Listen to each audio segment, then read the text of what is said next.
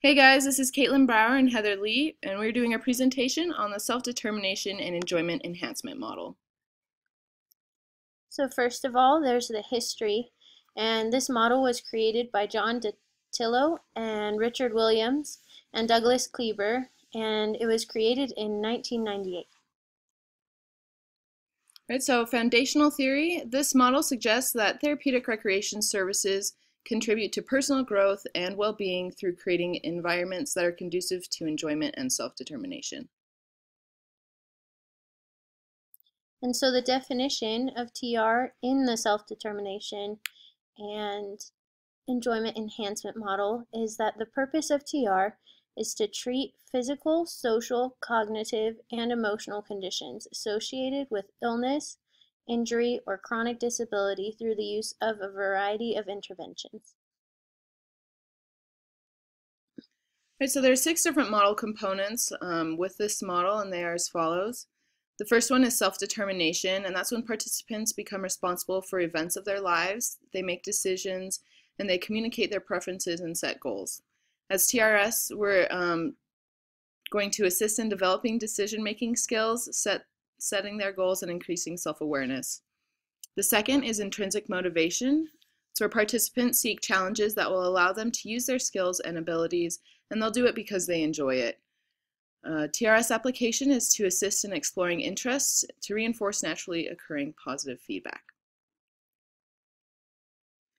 The next one is perception of manageable challenge.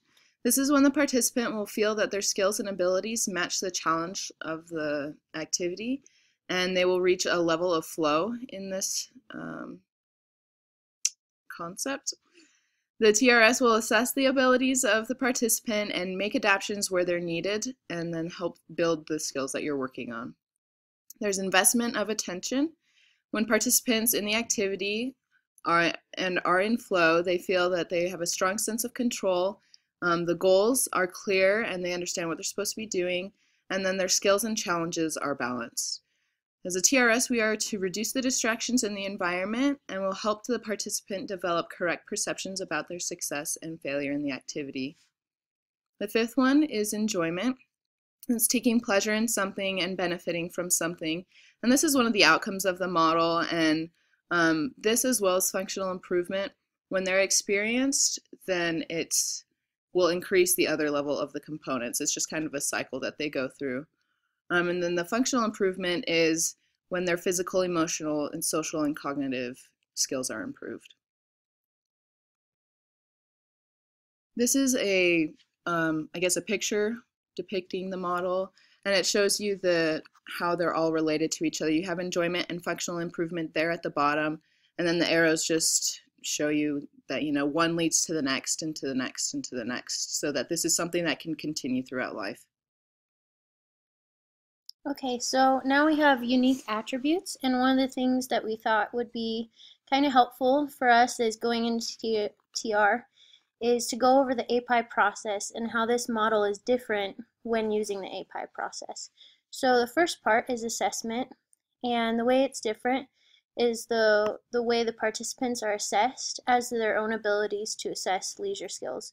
So it's a lot more in depth in way of the participants helping to assess themselves and what they think they're capable of.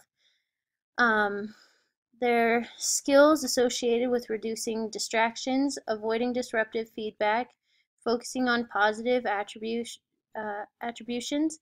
and increasing challenges as their skills increase are assessed to determine their ability to focus attention on a leisure pursuit.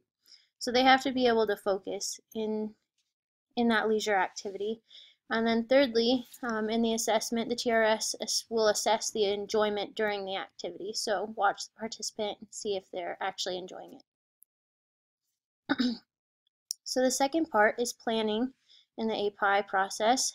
And the differences are that first, the participants are encouraged to be involved in the selection and planning of activities. So it's a little more hands-on, like I was saying before. And number two difference is while planning, they capitalize on strengths of the participants and develop strategies that address their deficits as priority in this. And the third part to planning is that objectives are made. So they make them together with the therapist. It's more of a counseling together as to what they're willing to do and what they can do. In implementation, the two differences is a variety of activities are presented to the participant and they choose while keeping in mind that their goals are built towards something outside the TR setting. So sometimes their goals will be towards something more life skill based in the leisure activity. So it kind of addresses two different sides. And then the second difference is that the TRS has to remove distractions from the activity because sometimes that can make it less effective for the participant. And last is evaluation. So the first difference in that is that they examine the degree to which the participants are self-determined in their leisure. So how much are they willing to do and want to do. And the second part is, are they motivated to participate in activities that bring enjoyment, able to perceive that the challenges associated in the activities are manageable. So do they believe they can do it? Kind of a confidence level. So for more unique attributes, this model is unique compared to the other models. In 1999, the model was first proposed and received criticism for the lack of empirical research validating the link between enjoyment and functional improvement. But since then, there has been a large and rigorous body of research that has substantiated this link and shown that it is connected. In this link, in this model, it's also important to be aware of competition with others. There are a lot of activity-based things that you'll be doing, and you want to make sure that it is not pitting people against each other. And you don't want it to be intrinsically rewarded. You want to make sure that it stays intrinsically motivated, and so that the participant will want to do it because they enjoy it, not because they're getting candy or something.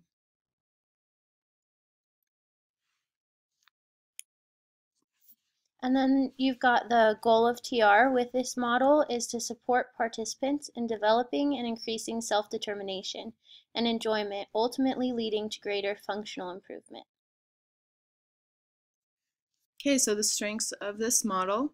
It's dynamic in nature, and the model encourages avoidance of oversimplified services. It focuses on self-determination and self-initiated goals, which leads to more participant involvement. It's cyclical in nature, so like we said earlier, you build upon one of those components and it's just going to feed into the other and continue on. And it's also a transference of control to the participant.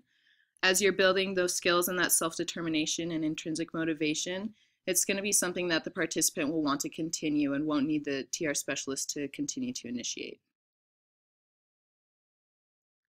For the weaknesses, the model is complex in theoretical nature, and that can make it difficult to interpret and to apply. And there is some ambiguity, which makes it hard to study the effects of the services. There's confusion concerning flow and enjoyment, since most of the time those two are considered synonymous with each other, and this model breaks them into two separate things. And then also this model ends on functional improvement, which has not been, I guess, decided upon by the TR profession that is an endpoint of services, and it would be better if instead it ended on health and well-being. Okay, and I believe this is the last slide. And it's just the most appropriate population to do this model with. And what we found throughout the different articles and the books and the textbooks, it said that the people participating have to be pretty highly functioning clients who can set goals and assess themselves, because that's part of the process, is them using their self-determination to actually succeed and to replan with the therapist afterwards on what they would like more to enjoy the activity or what they need more to grow in the activity. So we have a couple pictures of Down syndrome, because normally they can be able to do this model. And then we have elderly, because life skills, there's a lot of life skills that need self-determination and goal setting that will lead to enjoyment, because they can actually do those things. And then we have a girl with a prosthetic leg, because sometimes people with injuries or different problems need help to work towards life skills again. And so that's our model. And here's our resources.